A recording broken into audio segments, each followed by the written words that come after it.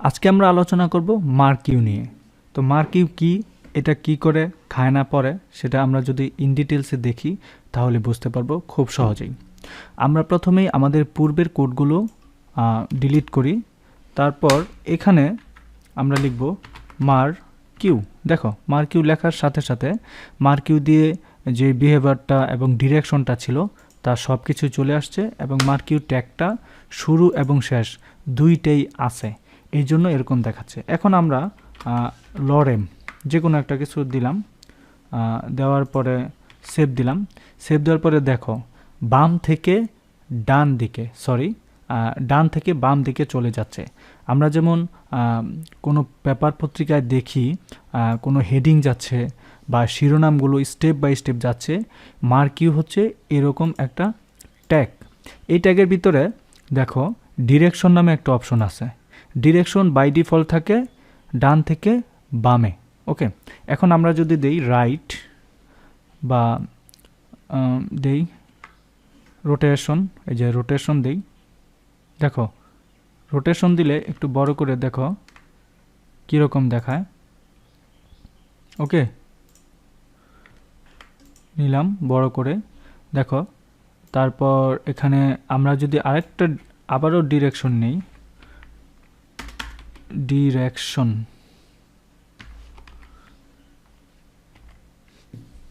মার্কিউবের ভিতরে ডিরেকশন নেই,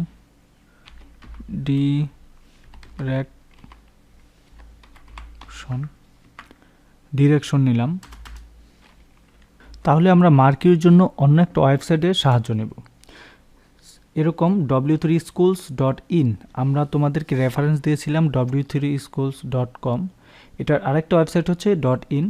এটার মার্কিউতে আমরা যদি একটু খেয়াল করি তাহলে দেখো এইটার রেফারেন্সে চলে আসছে মার্কিউ। তো মার্কিউর কিছু এখানে টপ বা স্টাইল রয়েছে। এই কোডটা দেখো ডিরেকশন দিয়েছে আপ বা রাইট থেকে, দেন হাইট ওয়েট এরকম আছে। এই হচ্ছে অবস্থা। আমরা যদি আমাদের মার্কিউটা আবার সুন্দর করে লিখি তাহলে দেখো আমরা কি দেখি। এখানে আমরা লিখব মার্কিউ লেখার পর এই নিচে আমরা দিব লরেম 10 দিলাম। হ্যাঁ, লরেম 10 দেওয়ার পরে একটা জিনিস দেখো, এটা কিন্তু অনেক বড় হয়ে গেছে, রাইট? আমরা এটাকে একটু সাইজ করে নিই। এখান থেকে আসার পরে সেটিংসে যাব, সেটিংস থেকে আমরা টগল ট্যাব সাইজ 1, দেন সিলেকশন, দেখি কোথায় আছে, ইনলাইন,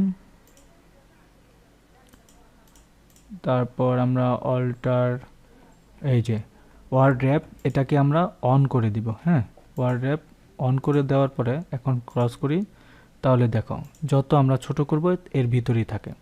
এই যে মার্কিউটা আসছে, এই মার্কিউয়ের ভিতরে আমরা চাচ্ছি কি আমাদের লেখাটা ডান থেকে যে বামে যাচ্ছে, আমরা চাচ্ছি আমাদের লেখাটা কি হবে, লেফট থেকে যাবে, লেফট দিলাম। আচ্ছা, এটা লেফট থেকে আসলো। এখন যদি রাইট দেই, RIGHT রাইট, এবার দেখো বাম থেকে ডানে যাচ্ছে, অর্থাৎ রাইটের দিকে চলে যাচ্ছে। আবার যদি মনে করি না আমরা চাচ্ছি এটা উপরের দিকে যাবে, উপর থেকে, ওকে দিলাম, দেখো দেখতে পাচ্ছ। আবার যদি এটাকে দেই ডাউন, আচ্ছা ডাউন, তাহলে নিচের দিকে আসলো। আমরা এটাকে বাই ডিফল্ট যা থাকে তাই দিব। বাই ডিফল্ট থাকে লেফট, এটা দিতে হয় না। আর বিহেভিয়ারটা কি খেয়াল করো, আমরা যদি কোডটার দিকে খেয়াল করি তাহলে দেখব এখানে বিহেভিয়ার নামে অনেক কিছু আছে, বাট আমরা এটা নিয়ে ইন ডিটেলসে এখন আলোচনা করব না। ওকে, দেখো এখানে দিয়ে দিছে left to right, right to left, এরকম আছে। দেন স্ক্রোলিং স্পিডটা আছে। হ্যাঁ, তো এইগুলো আমরা ইন ডিটেলসে তো আলোচনা করবই। দেখো এখানে এই যে আমাদের কোডটা, এই কোডটা তোমার সাইজটা এখানে বলে দেওয়া হয়েছে। হ্যাঁ, হাইট ওয়েট, যেমন আমাদের পেজটা পুরাটা ওয়েবসাইট জুড়েই এই মার্কিউটা চলতেছে। এখন আমরা চাচ্ছি পুরো ওয়েবসাইটে চলবে না, এটা একটা হাইট দিয়ে দিব। হ্যাঁ, উইথ উইথ দিয়ে দিব। উইথ দেওয়ার পরে এটাকে আমরা দিলাম উইথ 50, এই যে দেখো, অথবা 100 দিলাম বা 200 দিলাম। 200 দেওয়ার পরে অল্প জায়গাটুকু তারা নিতেছে, হ্যাঁ, পুরাটা ওয়েবসাইট জুড়ে কিন্তু তারা নিচ্ছে না, অল্পটা। এখন হাইটটাও যদি দেই সেম এরকম HEIGHT হাইট দেওয়ার পরে আমরা যদি হাইটটা দিয়ে দিই 200 পিক্সেল, তাহলে দেখো এটা কিন্তু দেখা যাচ্ছে না যদিও, তারপর হাইটটা আমাদের এরকমই। এখন যদি আমরা লেফটে ক্লিক করে ইন্সপেক্ট ইউআরএলে যাই তাহলে আমরা হাইটটা বুঝতে পারবো। দেখো হাইটটা কত বড় নিছে। ওকে, এখন আমরা এটাকে নো রেসপন্সিবল করে এইদিকে এসে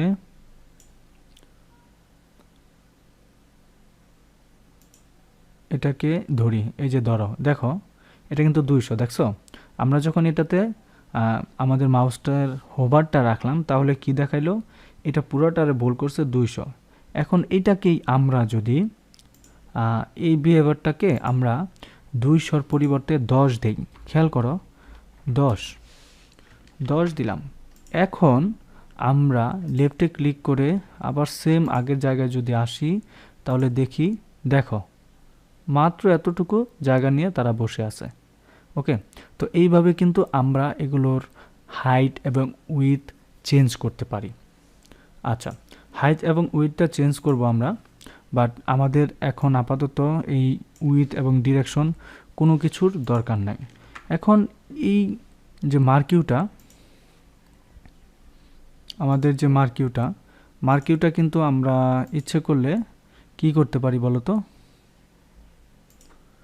মার্কিউটা আমরা ইচ্ছে করলে এটার স্পিড এবং অনেক কিছু চেঞ্জ করতে পারি। আমরা যদি কোডের দিকে তাকাই, দেখো আমরা কিন্তু স্ক্রল ডাউন, নিচে, উপরে এগুলো দেখতে পাচ্ছি বা অলরেডি দেখেছি, ঠিক আছে? আচ্ছা, এখন আমরা যদি দেখি যে এটার যে স্পিড স্ক্রলিংয়ের যে স্পিড, এইটা একটু আমরা চেঞ্জ করতে পারি। হ্যাঁ, আচ্ছা, বিহেভিয়ার বাই ডিফল্ট স্ক্রল থাকে, এটা দেখাইতে হয় না। আর ডিরেকশন আপ, এটা আমরা জানি, রাইট, লেফট, রাইট এগুলো থাকে। তো স্ক্রল অ্যামাউন্ট, স্লো স্ক্রলিং, হ্যাঁ, স্ক্রল অ্যামাউন্ট, তারপর স্ক্রল অ্যামাউন্ট 12, 50 এগুলো আমরা যদি এখানে দেই, খেয়াল করো, আমরা এটা দিব না, আমরা এখানে দিলাম স্ক্রল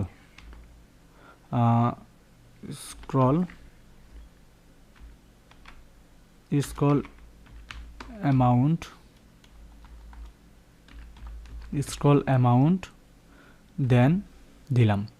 স্ক্রল অ্যামাউন্ট দেওয়ার পরে এটাকে আমরা দিলাম 1 দেওয়ার পরে দেখো কত আসতে যাচ্ছে। তারপরে এখানে যদি আমরা দিই 5, মোটামুটি তাড়াতাড়ি যাচ্ছে। এখন যদি দিই 12, তো তাড়াতাড়ি যাচ্ছে। হ্যাঁ, এখন 20 দিলে পড়ার কোনো স্কোপই নেই। তাহলে কি দাঁড়াইলো একটু যদি আমরা খেয়াল করি, তাহলে আমাদের স্ক্রলটা দেওয়া উচিত সর্বোচ্চ 5, অথবা বাই ডিফল্ট থাকে 5। আমরা এটা না দিলেও পারি, এটা যেমন আছে তেমন থাকুক। অর্থাৎ এগুলো আমাদের একটু অ্যাডভান্স লেভেলে জানার কারণটা হচ্ছে আমরা এটার স্ক্রলের স্পিডটা বাড়াইতে পারি। ওকে, এ হচ্ছে অবস্থা। তো আমরা মার্কিউ নিয়ে এর বাইরে কোনো আলোচনা যদি করি তাহলে আমরা সিএসএসের ভিতরে আলোচনা করতে পারি, ঠিক আছে? তো সিএসএসে আমরা যখন আলোচনা করব তখন ইন ডিটেলসে আলোচনা করব। তো আমরা মার্কিউটা জানি হচ্ছে HTML একটা ট্যাগ, এর বাইরে আমরা বড় কোনো বিষয় নিয়ে আলোচনা করব না আপাতত। যখন আমাদের এই মার্কিউর আন্ডারে বা এর পিছনে কোনো স্টাইল দেওয়ার প্রয়োজন হয় তখন আমরা স্টাইলটা শিখব। বাট আজকে এতটুকুই আমরা জেনে রাখলাম। ধন্যবাদ।